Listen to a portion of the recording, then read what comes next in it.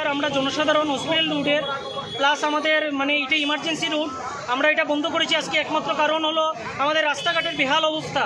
এখানে পেশেন্ট নিয়ে রুগীরা অ্যাম্বুলেন্স নিয়ে যাতায়াত করতে পারছে না, স্কুল ছাত্রছাত্রীরা এখানে যাতায়াত করতে পারছে না। কালকে এখানে একজন ভদ্রমহিলার পাও ভেঙেছে, 4টা টুকটুকি অ্যাক্সিডেন্ট হয়েছে কালকে আমার চোখের সামনে। আমরা এজ এ জনসাধারণ হিসাবে, আমরা কোনো সংগঠন না, কোনো পলিটিক্যাল কোনো দল না, আমাদের একটাই কথা, আমাদের রাস্তা কবে ঠিক হবে, কীভাবে ঠিক হবে, কীরকম ঠিক হবে আমরা এটা জানি না, কিন্তু আমাদের কাজ আজকে রাত্রের থেকে শুরু করতে হবে। প্রশাসন আমাদেরকে লিখিত দিতে হবে। আমাদের পূজার আগে কাজ যদি শুরু হয়, যদি তার আগে যদি কোনো প্রাণ চলে যায়, তার জন্য কি প্রশাসন দায়ী থাকবে? এটাও প্রশাসন আমাদেরকে লিখিত দিতে হবে আজকে।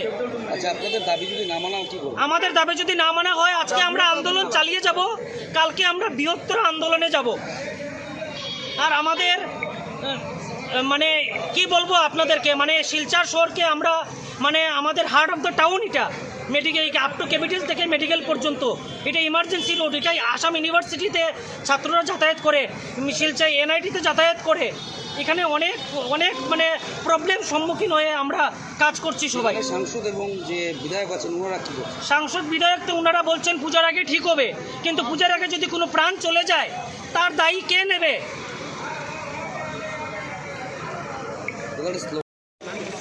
এই রাস্তা অবরোধ করা হয়েছে, আপনারা সবার জানা আছে। কিছুদিন আগে হসপিটাল রোডে রাস্তা অবরোধ করা হয়েছিল। নিত্য কোনো না কোনো একটা দুর্ঘটনা এখানে ঘটতেই আছে। বাচ্চারা, মেয়েরা, বুড়া বয়স্ক ভদ্রলোকেরা, মানে সব সময় একটা না একটা ঘটনা ঘটতেই আছে। প্রশাসনের, ডিপার্টমেন্টের নির্বাচিত প্রতিনিধিদের কানে কেন বাতাস যায় না, কেন তারা এই জিনিসের কোনো কিছু সুরাহা বার করেন না, এটা এখন আমাদের মানে আমরা চিন্তাই করতে পারি না। প্রশাসন নীরব ভূমিকা পালন করছে।